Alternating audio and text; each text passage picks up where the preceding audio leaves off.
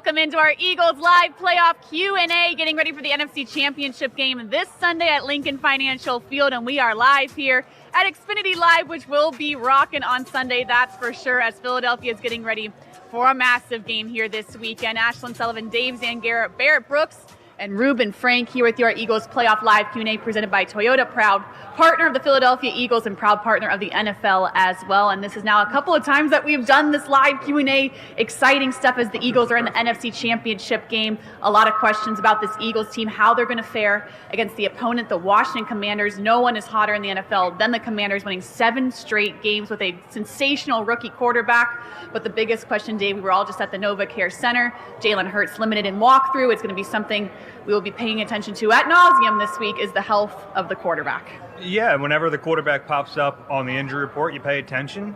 He's going to play on Sunday. It's just a matter of how mobile he's going to be. And look, he can tell us he's going to be fine. The team can tell us he's going to be fine. I don't think we're really truly going to know how mobile he's going to be until we see it on Sunday at 3 o'clock. So there's going to be a little angst behind that. I understand it. If he says he's going to be fine, you got to take his word. He'll be out there. We know he's going to fight through it. I do wonder how mobile he's going to be. When you look at that, what becomes the, way in which you defend it is you crash the end. Mm-hmm. When Jalen Hurts left the game against the Commanders, that's exactly what they did. When they brought in the backup quarterback, they crashed the end. I don't think they're going to do it. They're going to try it a couple times, and if Jalen can't, on this read option, pull it and go run, with some major yardage, then they'll keep doing it. That kind of take away the efficiency of Saquon Barkley. So, I know for a fact that he's going to give whatever he has, and he's going to play as well as he can play. And that's all you can want from a player. But I'm truly feeling good about this game going forward.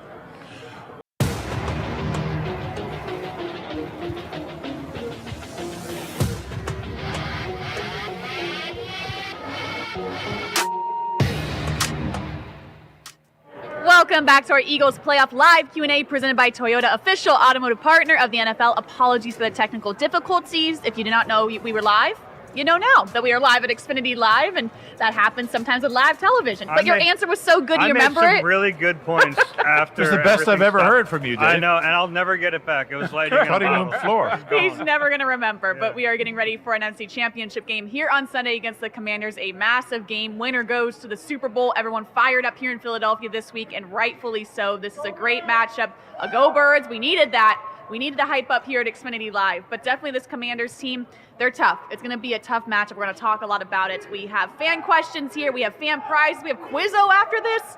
Lizzo will not be here. Michael keeps saying that this week. I wish Lizzo was here because that would be electric. But Barrett, I saw Lizzo in concert once. Was she excellent? Yeah, she was good. I imagine so. But Barrett, you're going to be a part of Quizzo. Dave's going to be a part of Quizzo.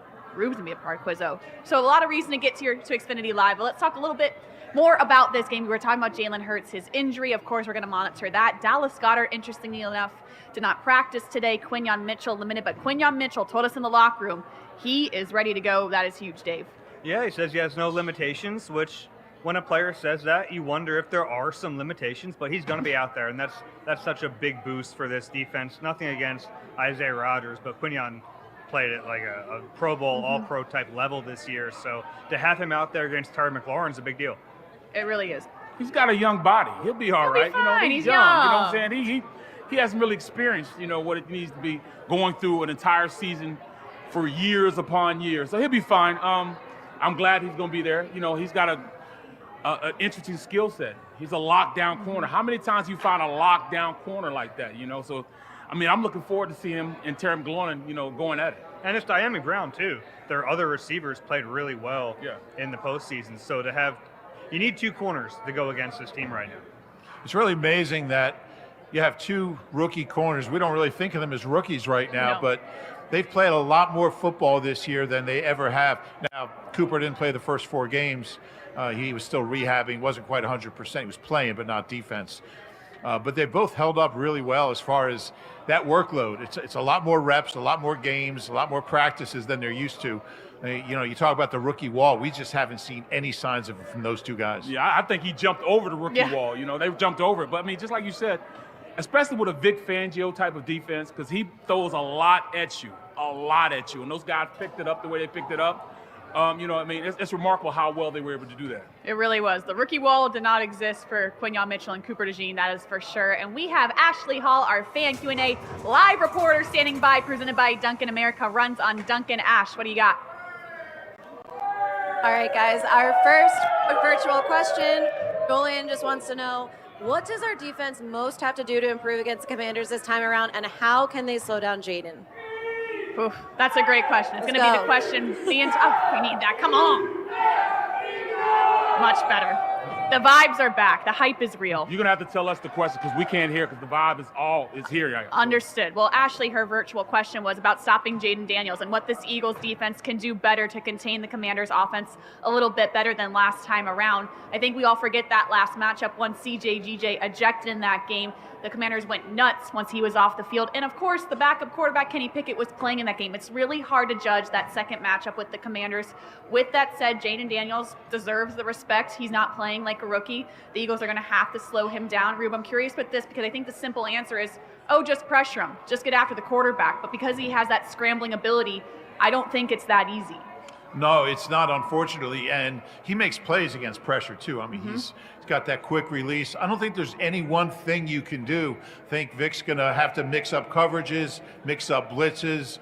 You have a veteran coordinator. I mean, he's technically a rookie. Try to confuse him, change things up. I don't think there's any one thing you can do because everyone's tried everything and it hasn't worked. So, they've got the top secondary, the top pass defense in the league for a reason. You just have to trust these guys to make plays, get a couple turnovers. He will put the ball up for grabs here and there, and just hope you have more points than they do when it's all said and done. Yeah, I mean, he is a rookie, and it's Vic Fangio's job to treat him like a rookie and make sure he reacts like a rookie. But, I mean, there's a lot of other factors, involved. I'll tell you what, Nolan Smith is playing unreal at a great level right now. We have faith in Sweat.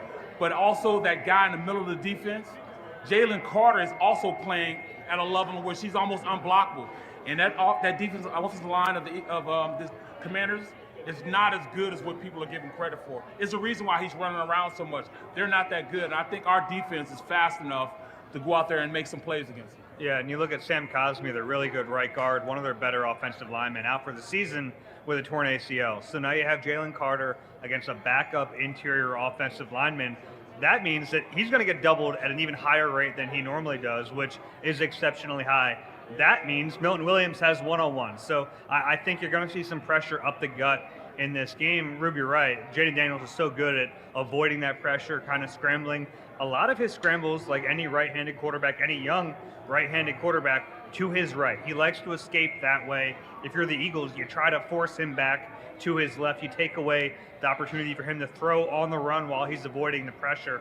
If you could, it's easy for me to sit here and say that, but that's kind of what the plan has to be. I think you have to be disciplined in your pass rush too, because if you kind of freelance too much, you're going to give him these run lanes to get free. So you might see some mush rushing. You might see guys just kind of sticking in their lanes, because if you don't, he'll make you pay. Absolutely. And the problem with mush rushing, as Vic said the other day, if he could just stand in the pocket and doesn't have to move, now he can pick you apart. So it's pick your poison, but whatever they do, it's not going to be the same thing every snap. They got to mix it up. And, he throws really well on the run. I mean, he's got a great knack for it. You don't know what he's makes it tough. Yeah, especially against that Lions team. He was making throws. When you had this much room to make the throw, he was hitting it on the target, so much so that Dan Quinn called him the Terminator today, because you would watch him on the bench in that high-pressure Detroit environment, and it's looked like, for lack of a better term, reading a novel. Very calm, very cool, collected on the bench, and I think that's something to be worrisome. Was he actually reading a book, though? Okay. But that's just what I was thinking about. Okay. He was so calm, it was like he was reading. But it's a guy that's not acting like a rookie, and to me, that's scary. Why is he not frazzled? Why is he not worried? He doesn't get rattled. I mean, he's the kind of guy who does strike some fear into you. He's ice water in his veins, and we've seen him, what he can do late in the fourth quarter. If he has the football in a tight game in the fourth quarter, it's going to be a tense atmosphere. Yeah. No question about it. So, you can just look at the four quarterbacks left in the playoffs. You can make a real case that he's playing the best of all of them. Yeah, that's what most people are saying, especially that last matchup when he scores a touchdown with 6 seconds left in that game. Eagles fans remember that well. You don't want to see the same scenario this week in the NFC Championship game. That is for sure. Let's go back out to Ashley Hall, who's standing by with another question presented by Duncan. America runs on Duncan. Yeah, guys, just like you just said, we're talking game plan out here. We're talking about the last time we played the Commanders. So, Steve, take it away. Do you guys think we'll have a balanced running attack as last time, or if not? Well, Ash, I think your fan question was asking, are we going to have a balanced running attack again this week with Saquon Barkley? And I don't see why the Eagles would stray away from that. Now is not the time, in my opinion, to get cute and listen to all of Philadelphia that says run or pass the ball more, get the receivers more involved. This is what has been working, is pounding the run and utilizing Saquon Barkley. Barrett, I don't even have to look at you. Barrett likes throwing the ball a lot. I know what your answer is.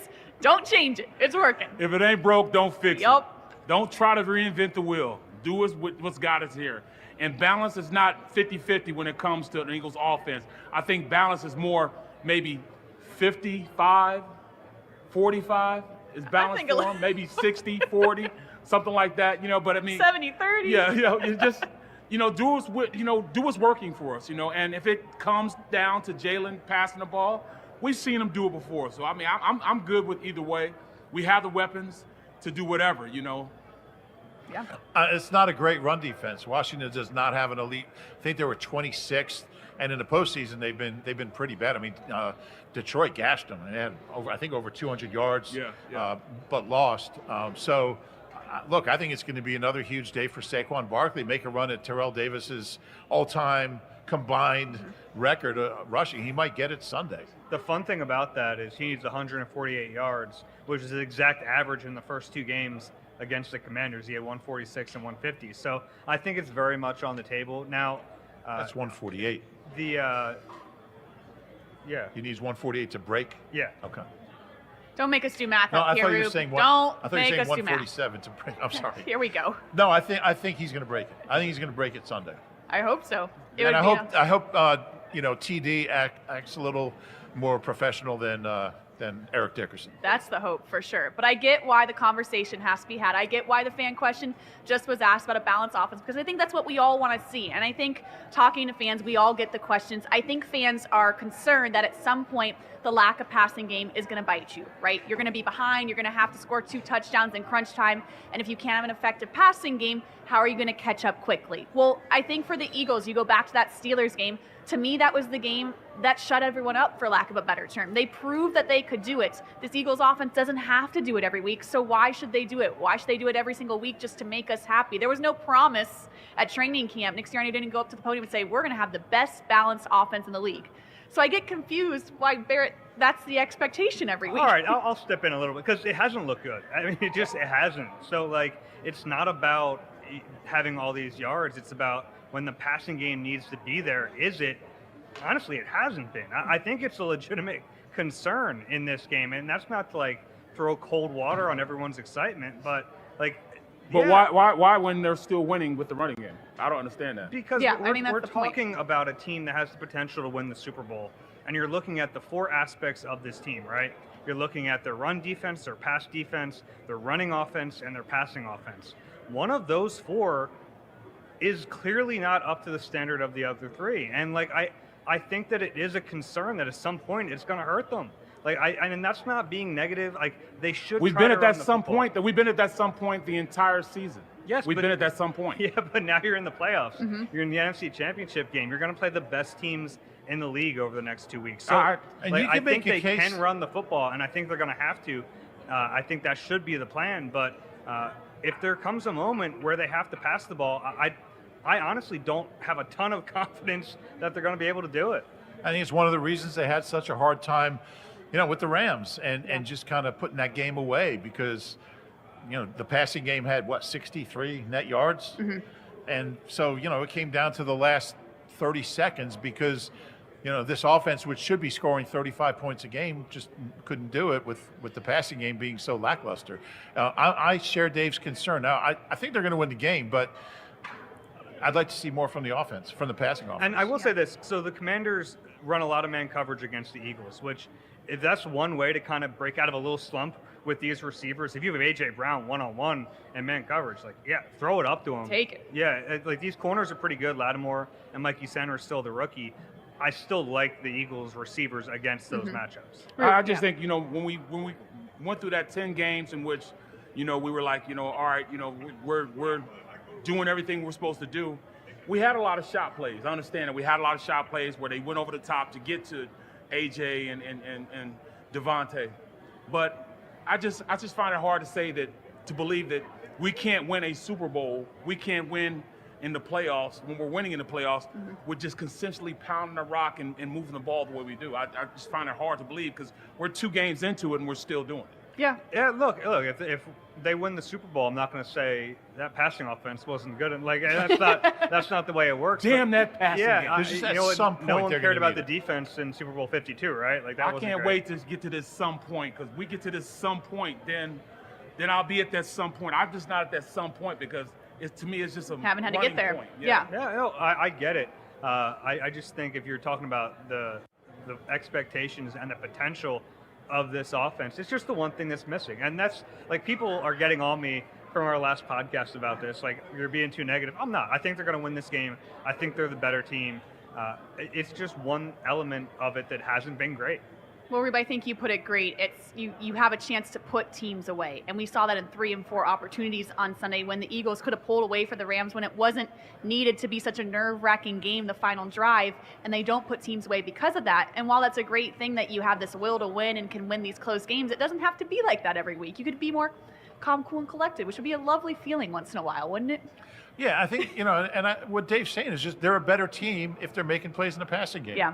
It's that simple, and they just haven't been doing it. And I'm not like getting on them for the snow game, like the conditions there. If that was like a 1-game thing, whatever. Like, it is what it is. And if AJ Brown catches that ball on the sideline, it looks a lot better. So I think like the frustrating part watching it is like, they should be way better than they are in the passing game, right? Yeah. Like, they have With all their the roster. elements there, and we've seen glimpses of it. That Steelers game, certainly, like, they were great, and it was like, We thought it was going to stick. They answered all those questions, and then the very next game, it was the Commanders game, and Jalen gets concussed in the first quarter. Yeah. We don't see him again until the playoffs. And this is a great example of why this is the talk of Philadelphia right now. Can this passing game be good enough to actually win a Super Bowl? That was a fantastic example of it because everyone has a different opinion if it is good enough. So, Ash, let's go back out to you. I wonder if it's another passing game question presented by Duncan.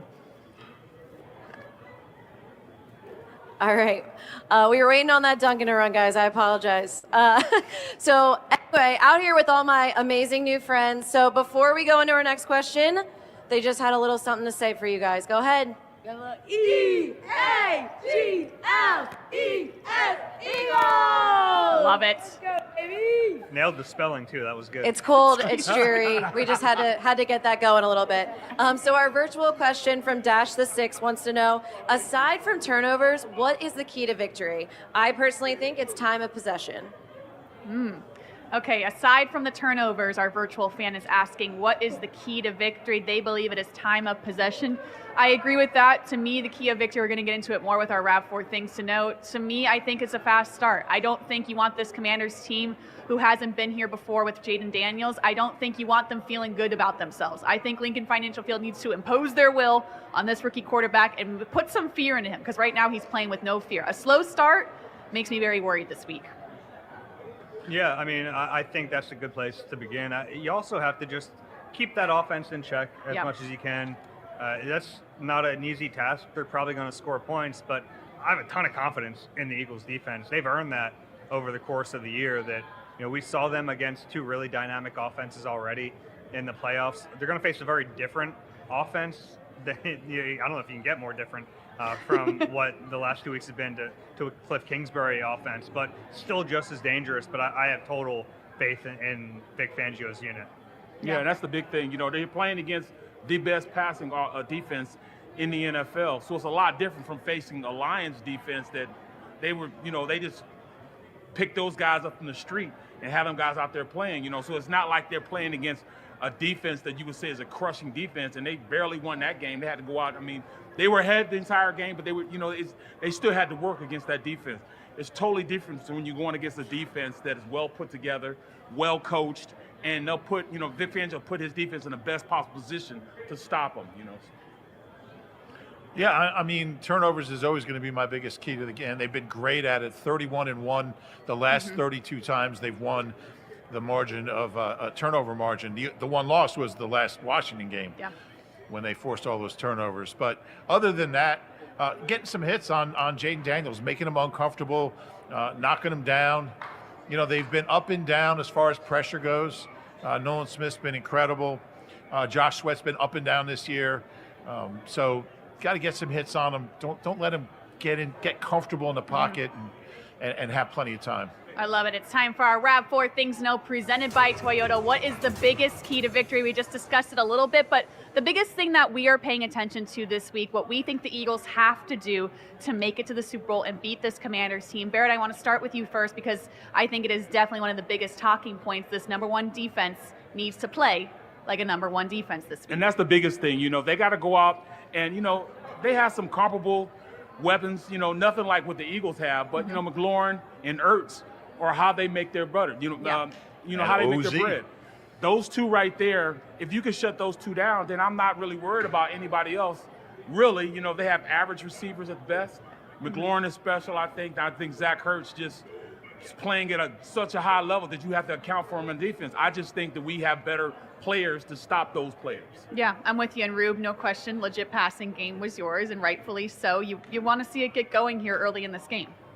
Yeah, and I think if you can build a lead and put Jaden Daniels in known pass, it's going to give you an advantage. The Eagles have not been great against the run, really since BG got hurt, and even more since Nakobe got hurt. But if they can stop the run, and Washington has a decent running game, stop the run, make him throw, know that he's going to throw, third and longs, it's going to go a long way.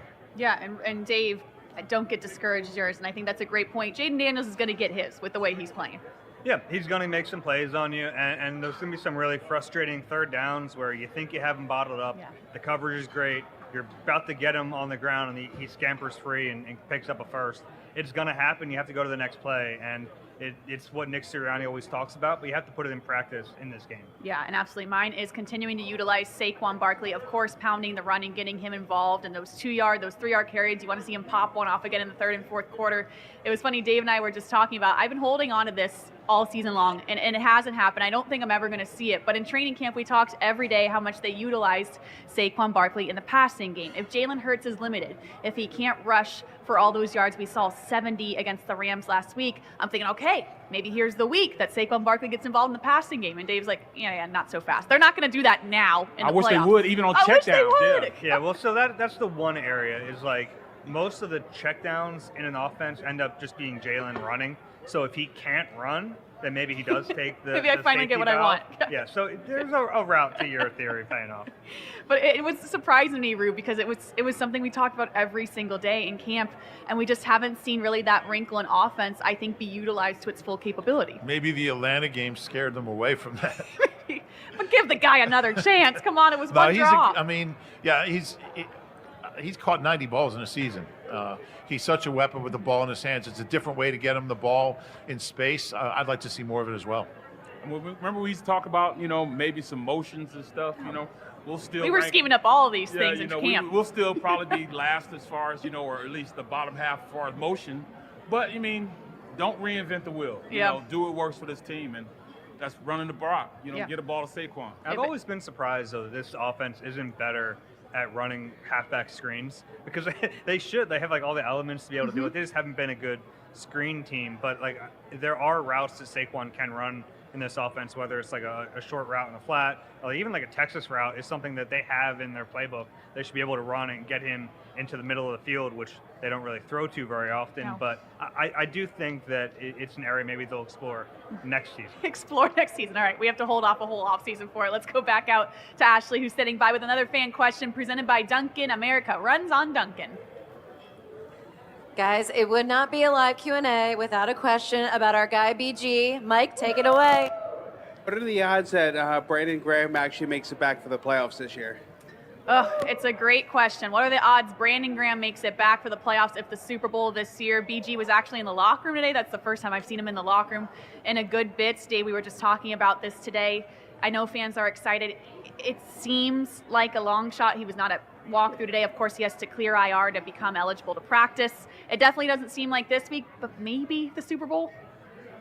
I think there's an outside chance, maybe the Super Bowl. They would need to open his practice window. They would need to feel confident that he wouldn't re-injure himself. They're not going to put him in harm's way. Right. And he also hasn't played football in a long time. Like, you're asking a lot of a guy. Now, look, if this really is his last year and he goes, I don't care, I want to be out there, it would give the team a huge emotional boost. Mm-hmm. Honestly, I think it's unlikely if we're being realistic, but you can hold out a little bit of hope. And you also have to, they'd have to clear a roster spot for him. And honestly, like, how many snaps could he play? You have to think, like, are you going to clear a roster spot and cut somebody else so he can play 5 snaps or 6 snaps? And how effective would he be? He was talking about the Ohio State Notre Dame game, and he said, I don't really care who won that game because Michigan beat Ohio State. That's all that matters. Yeah. So that was good. But I just think it's an extreme long shot at this point. It's a shame. It is. He was playing so well. You brought up is so true, and then you're taking away from someone else. But Barrett, you also remember how high level he was playing when he got injured. I think it's hard to say, okay, go play at that level right away. But we saw his capability when everyone counted him out this season. This is going to be the retirement lap, and then he's one of the best players on defense. I think that, Vic Fangio, the defensive coordinator, he would probably be the best guy to really gauge that, because he wouldn't put him out there unless he was going to go out there and produce. At the beginning of the season, he said, it's not like we're going to put him on a pitch count. We need him. He's playing at such a level that we got to have him playing. So, it's if he has an opportunity, if they think it's a real legitimate shot, Vic Fangio will probably be the one that'll pull the trigger on that. Absolutely. Let's go back out to Ashley, who is standing by with another fan question presented by Duncan. Ash? Well, we all know what happened with CJ the last time we met the Commanders, so Mike was a little follow-up on that. Yeah, considering what happened in that game, how important will be maintaining discipline on Sunday, considering all the stakes? That is a great question. How important will it be to maintain discipline, especially for Chauncey Gardner-Johnson, who we know got ejected in this last matchup with the Commanders? We talked to CJ a lot about this in the locker room, all of us, and he admitted his mistakes. He said that he put his team in harm's way. He frankly said post-game, I have to grow up. I think we've seen that from CJ, but I think as a whole with the entire team, right, it's about maintaining emotion. It's going to be a high-pressure environment on Sunday, and you're going to have to keep everything in check, Dave. Yeah, it was a really chippy game the last time, and it wasn't just CJ. It was on both sides, and it even went to the after the game with the head coach and Zach Ertz. So I think there are going to be a lot of emotions in this game, even if the previous one didn't happen. It's an NFC Championship game. You have to keep it in check. You can't certainly get thrown out of a football game in this moment, but you have to make sure you don't get those penalties either. I think we know the culprits on the Eagles, and I think we know. We're talking to our buddy JP Finley from Washington this week about which Washington players would be most likely, and there are a few of them too. You have to keep it in check in a game like this. Absolutely. Yes. I think my bold prediction, Barrett, on the pregame show is going to be Sidney Brown getting ejected third quarter. But and you also you got to be smart, but you also don't want to lose that edge. I mean, that's one of the things that makes CJ such a great player is he's always playing on the edge. So you got to be careful. You got to be smart.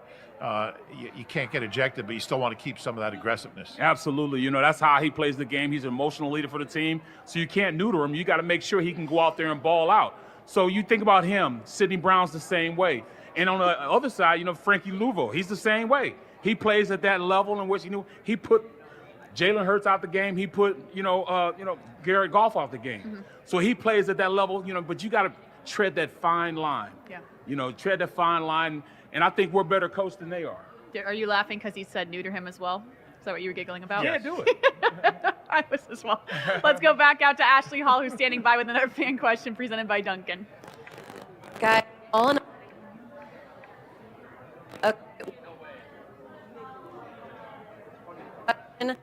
hell.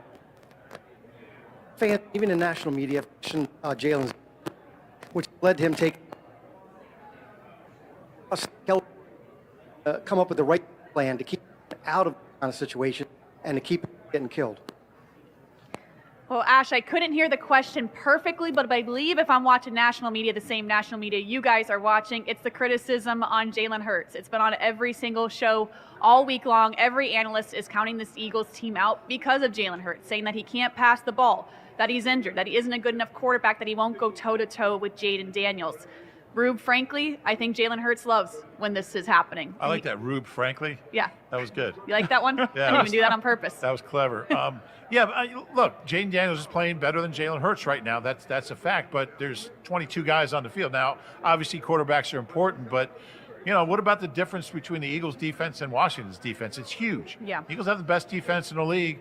Washington is a bottom 10 defense. So, as long as, if Jalen isn't hurting the team, turning the ball over, taking safeties, taking bad sacks, Jaden Daniels is just a better player right now. That's just the reality. But the Eagles are a better team. It's more than just the quarterback. So I don't think Jalen has to outplay Jaden Daniels for the Eagles to win the game. And we know that Jalen Hurts doesn't care about stats. He doesn't worry about anything but winning. He cares. Well, that's just what he just doesn't let on. Yeah, of course, he's reading all the articles and everything like that. But, every player does, Yeah. Everybody wants to know what's going on. They're probably listening to, half the stuff we say. But, just thinking about this team and how they approach it, to me, they're playing on house money. Mm-hmm. We're here because we're supposed to be here. We've had the notion that we were going to be in the Super Bowl, so we're just going along our path. They're on house money, so they have nothing to lose. So they might go out there and try to do stupid stuff and try to get us and put us in a bad position. But at the end of the day, this team is better coached, have better players, and they need to play with more discipline than the other team. And I really think, at this point, we got the better roster, so we'll be okay. Yeah, there's some nuance to the Jalen discussion because he's not turning the football over, and that is a really big deal.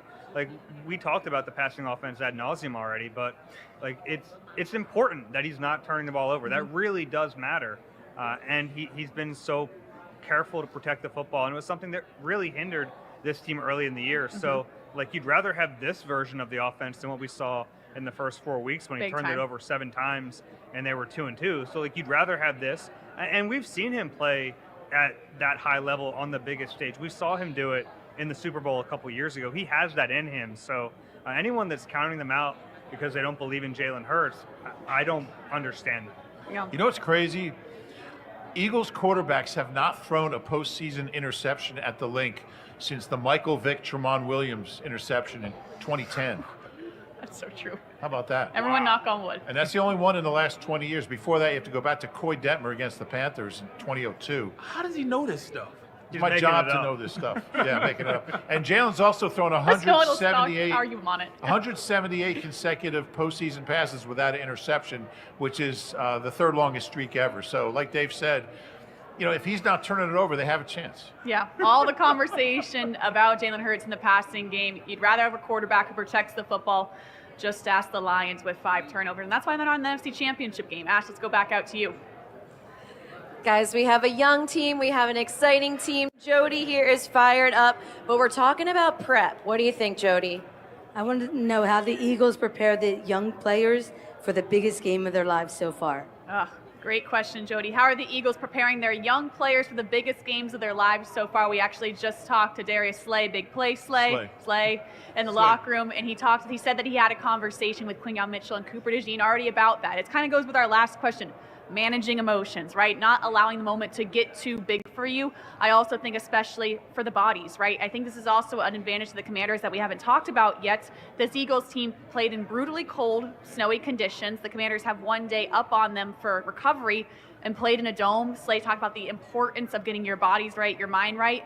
And it sounds so boring, but Barrett just treating this like another game, which we hate when they say that, but it's so true. And I can remember my rookie year, and the first game I play in is the Detroit Lion game where we beat the out of them. We beat them like they stole something. So first thing they said, look, man, you just got to play your game. Don't worry about, this being a different game. You got to approach it like, it's any other game. And that's the way I approached it. Because I was playing against a pretty good player. Robert Porcher is one of the better defensive ends in the league at the time. And I can remember, everybody's having this great time that, we're winning. We got 50 points up on the board, and, it's the end of the game. And I am still fighting my ass off trying to go against Robert Porcher because I refused to go in this game and not get a sack. And I held him to no sacks, but still, though, it was crazy that he was going like that because he's a veteran player going against a rookie, and I had shut him down, and he did not like that whatsoever. Well, these young guys are going to have to be the same way. Zach Ertz going against, our slot defender, Cooper DeJean. Mm-hmm. He's going to want to go out there and manhandle Cooper DeJean, and they're probably going to be, tasked to do that for probably a lot of the game. And then, you got, the other key matchups, you got guys coming in and just want to go out there and play against a rookie cornerback that, and Quinyon Mitchell.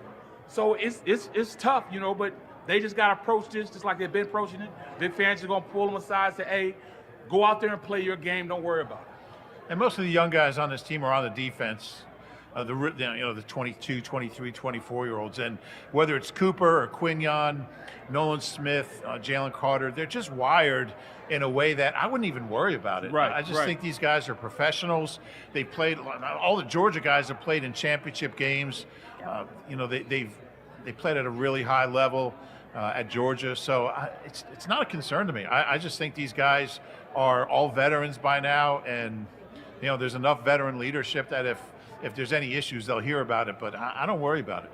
Yeah, and it's only the biggest game until it isn't, right? Because right. The next one's bigger, and that's the way it works. And they've been up to the challenge in every game so far. So, I think when players say that we're going to treat it like any other game, it's a little bit of a put on. Like, everyone knows what the stakes are. Everyone can feel the vibe in the stadium. But once the game starts, it's the game. You got to play it. And it's more so your preparation and going about your studies and knowing what you're supposed to do, how you're supposed to do it. But then when you get there, having that nasty disposition when you end the game. But you got to approach it, not really doing anything special leading up to the game. You're going to study the same way. You're going to know your playbook backwards and forwards. You're going to know all that stuff. And then when you get in the game, in between those lines, then you'll feel it ramp up and go to another level. Then you're like, oh, here we go. We're about to play now.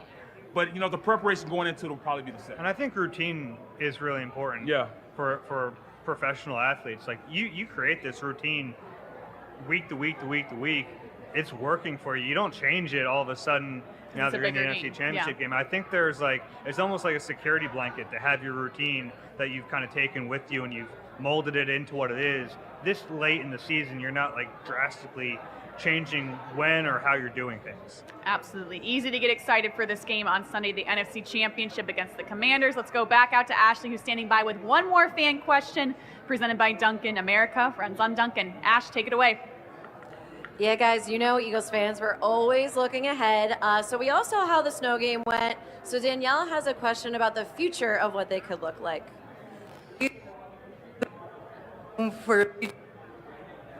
I'm sorry, repeat the question one more time. She wanted to know if you think one day the Eagles could have a dome to play in. This is hysterical that she's asking that because Slay was shouting in the locker room today how when he becomes the commissioner of the NFL, which he said he's going to accomplish in a couple years, he wants to neutralize the NFL where every team has to have a dome. And if it is below 30 degrees, every team has to put up the roof on said dome so that everything is Slay. even. So, it's not a bad idea. So on Sunday, I was standing out there with you guys. It was really cold. Before the game, and there was sleeting, and it was 18 degrees. And one of the minority owners walked by, and I said, how much for a dome?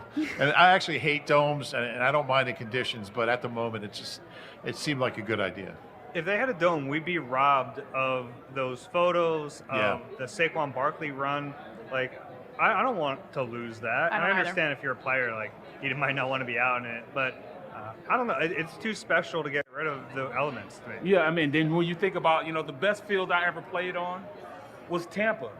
To be on that grass, I don't know if it was Kentucky bluegrass. I don't know if it was golf grass. That's probably. It was the best grass, the best stadium conditions I ever played in. I loved playing there. Even with the pirate ship, and that was when they sucked too. So it really that boom will scare you. Yeah.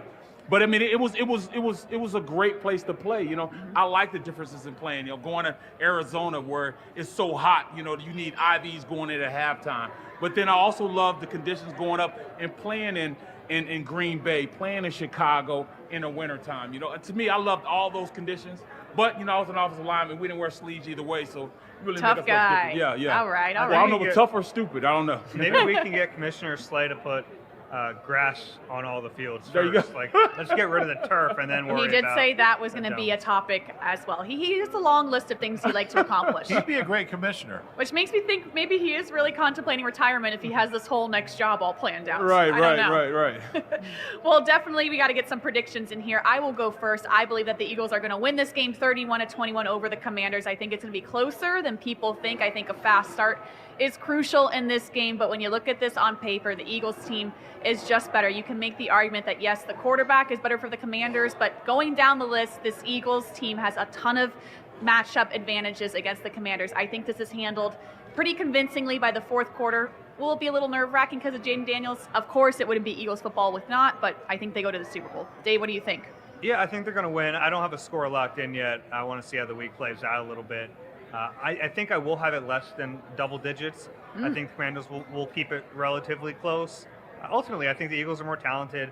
I think with that offensive line, they're going to be able to dictate the terms of how this game is played. And I think that's going to be enough. And I think we're going to be going to New Orleans pretty soon. Yeah, I'm saying 28-21. Okay. Eagles win. And I don't think it's going to be as tight as what people think as far as the entirety of the game.